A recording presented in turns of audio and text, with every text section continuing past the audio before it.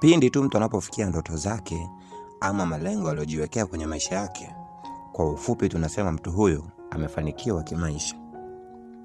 Kwa hiyo maana halisi ya neno mafanikio tunasema ni hali ya kufikia malengo ama ndoto ambazo mtu amejiwekea kwenye maisha yake. Katika hatua ya ukuaji, kila mwanadamu huwa ana malengo tofauti sana. Kuna wengine wanatamani kuwa wafanyabiashara wakubwa, kuna wanaotamani kuwa viongozi wakubwa, wapo wanaotamani kuwa wachezaji wa klabu kubwa duniani, na wengine wanatamani kuwa wasanii wakubwa duniani. Lakini tathmini inaonyesha ni asilimia ndogo sana miongoni mwetu hufikia malengo yao. Yapo mambo machache ya msingi sana ambayo yasipozingatiwa yamechangia kwa kiasi kikubwa sana watu kutokufanikisha ama kutokufikia ndoto na malengo waliojiwekea kwenye maisha yao.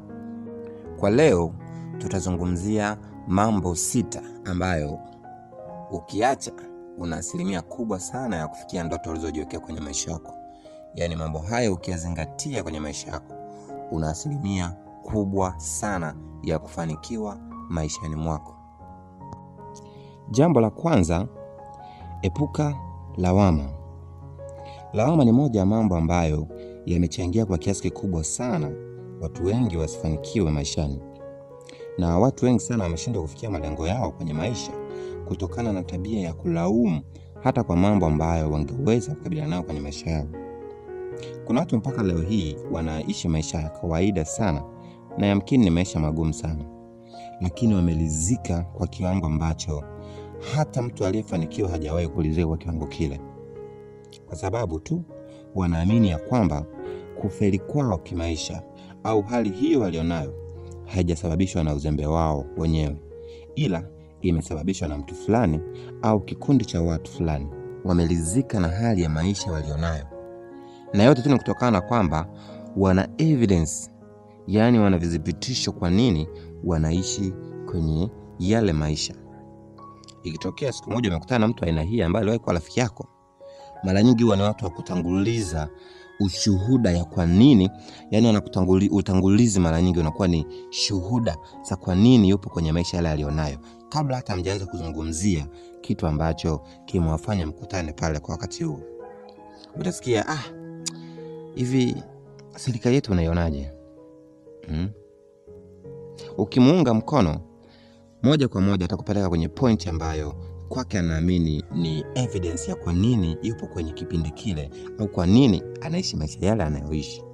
Utasikia isingekuwa awamu ya 4 ningeshatoboa kimaisha, maana tangu awamu ya 4 imeingia madarakani imenivurugia sana mipango yangu, na hata awamu zilizofuata zote zimegonga nyundo pale pale. Maisha yangu yamekwama mpaka leo, nimeshindwa hata kujikwamua. Au utasikia asingekuwa mjomba wangu fulani yule, unakumbuka ulikuwa naishi naye kipindi kile nyumbani? Yule jamaa alinirudisha nyuma sana, mpaka leo nimefeli kabisa kujikwamua. Yaani sababu zote hizi tu kukuaminisha kwamba haishi maisha yale kwa uzembe wake binafsi, ila kuna watu nyuma, kuna mtu nyuma ambao amechangia kwa kiasi kikubwa sana yeye kuwa kwenye hali ile alionayo. Maisha design hii yamefelisha watu wengi sana, mpaka leo wanaishi mazingira magumu, maisha magumu ambayo hayana matumaini ya kufanikiwa leo wala kesho. Jambo la pili ni hofu. Hofu tunaweza tukasema ni miongoni mwa mambo machache makubwa sana ambayo yamechangia idadi kubwa sana ya watu wasifanikiwe maishani. Watu wengi sana wameshindwa kufikia ndoto na malengo walionayo kwenye maisha kutokana na hofu. Kuna hofu ya kupoteza mali, hofu ya kupoteza marafiki, hofu ya kufeli kimaisha, hofu ya kupoteza heshima kwenye jamii. Zote hizi zinachangia kiasi kikubwa sana mtu ashindwe kufikia ndoto zake. Lakini kuna msemo unaosema kwamba mafanikio ni kwa wale tu ambao huziona fursa na kuchukua hatua. Watu wengi waliofanikiwa maishani ukifuatilia utakuta ni watu ambao pindi wanavyoona fursa wanachukua maamuzi pale pale, pasipo kusikiliza rafiki, ndugu, jamaa wala nani ambaye angeweza kumvunja moyo kwenye ile fursa na ikampita. Lakini watu wengi waliofeli ni wale ambao anaona fursa, anakuwa ni mtu wa kujiuliza, sijui nifanye, sijui nisifanye. nikifanya itakuwaje kama nikifeli? Jamaa zangu watanichukuliaje?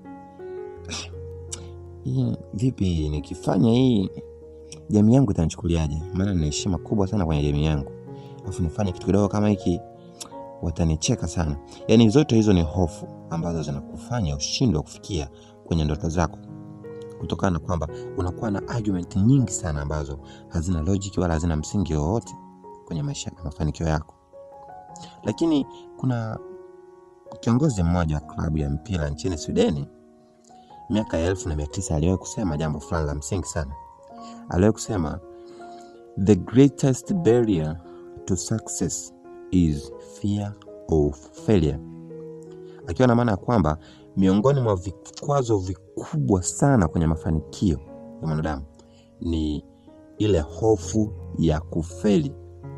Hofu ya kufeli imerudisha nyuma watu wengi sana.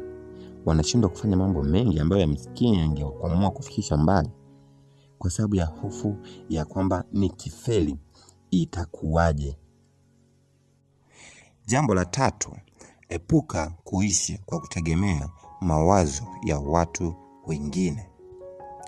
Kuna watu huwa hawawezi kabisa kufanya jambo lolote kwenye maisha yao mpaka wapate ushauri kutoka kwa watu wanaowaamini. Iwe ni marafiki, iwe ni ndugu ama jamaa wa karibu ambao wao wanaamini wanaamini mara zote kwamba hawa watu huwa hawakosei. Wanaamini mara zote hawa watu wakitoa mtizamo chanya juu ya jambo fulani, basi hilo jambo lina asilimia kubwa sana ya kufanikiwa. Lakini hayo ni mawazo potofu na ni fikra potofu ambazo asilimia kubwa sana zimefelisha watu wengi wasifikie ndoto zao. Unakuta kijana ana wazo zuri sana ambalo lingeweza kumkwamua kimaisha. Ni wazo la kimaendeleo. Lakini pindi tu anapolifikisha kwa rafiki zake ama jamaa nao waamini kwamba wanaweza wakampa mtizamo chanya juu ya jambo hilo na wakamuelekeza yamkini wapi pa kuanzia. Ikitokea akampa mtizamo chanya, basi moyo wake unakuwa huru na tayari kufanya jambo lile. Lakini ikitokea akampa mtizamo hasi, yani wakapondea jambo lile, basi hawezi tena kufanya. Haijalishi jambo hilo lilikuwa na umuhimu kiasi gani kwake. Akili ya namna hii imekuwa ikikwamisha asilimia kubwa sana ya vijana. Kwa sababu mtizamo wako juu ya maisha yako na mtizamo wa marafiki zako juu ya maisha yako ni vitu viwili tofauti. Wakati mwingine marafiki zako wanawaza ukifanikiwa utajitenga mbali nao. Kwa hiyo kuna wakati unapeleka wazo zuri lakini wanashindwa kukupa ushirikiano, wanashindwa kukupa wazo chanya la kukusaidia kufanikisha malengo yako kwa sababu wanahofia kuna uwezekano ukajitenga mbali nao pindi utapofanikiwa. Kwa hiyo fikia hatua uwe na uwezo wa kujisimamia katika mawazo yako. Unachokiwaza fanya pasipo kusikiliza mtu yoyote. As long as unaona kwamba hiki kitu kitakufikisha kwenye mawazo, kwenye malengo yako au kwenye point ambapo ndoto zako umeweka. Jambo la 4, epuka visingizio. Visingizio asilimia kubwa sana vinachangiwa na uvivu uliokithiri. Mtu anakuwa na malengo mengi katika maisha yake, lakini jitihada za kuyapambania kuyafikia malengo hayo ni sifuri. Watu kama hawa, fursa yoyote utakayowashirikisha kwenye maisha yako, watakupa visingizio vingi sana visivyokuwa na msingi, yenye lengo tu la kukuaminisha kwamba fursa hiyo kwa upande wao haijaja wakati mwafaka, lakini kumbe chanzo ni uvivu uliokithiri ndani yao.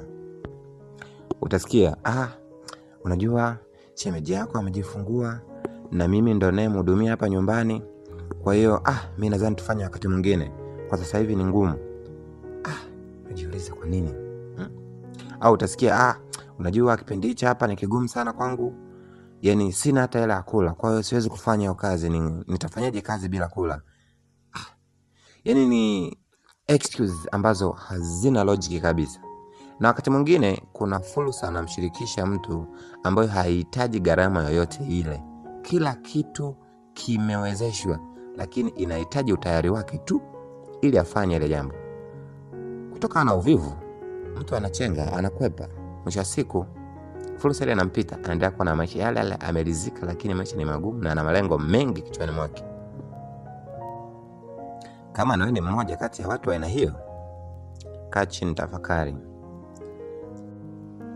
Jambo la 5, Jiepushe na maisha ya maigizo, ambayo kitaalamu pia maisha aina hii yanaitwa fake life. Kuna watu wanalazimisha kuishi maisha ya ndoto zao kabla ya kufikia ndoto zao. Yaani mtu hujafikia malengo uliyojiwekea kwenye maisha yako, lakini unaforce kuishi maisha ya malengo uliyojiwekea. Inaumiza sana watu na inarudisha nyuma sana vijana wengi. Mtu yuko tayari kutumia pesa ambayo ameitafuta kwa kipindi cha zaidi ya mwezi mmoja, kuitumia ndani ya siku moja ili tu kuwaaminisha watu kwamba amekwisha kufanikiwa kwenye maisha. Kijana yuko tayari kukodi gari ya kifahari kwa gharama hata ya milioni 1, milioni 2 ama hata zaidi. Ili atoke out tuna girlfriend wake, wakapige picha, waposti mtandaoni, kuwaaminisha watu kwamba wanaishi maisha fulani ya kifahari sana, ili hali hawajafikia malengo na wala hawajakaribia kufikia malengo ya ndoto zao kwenye maisha yao. Hali hii imefanya vijana wengi sana wachelewe kufikia malengo waliojiwekea kwenye maisha yao, na wakati mwingine wanashindwa kabisa kufikia malengo yao.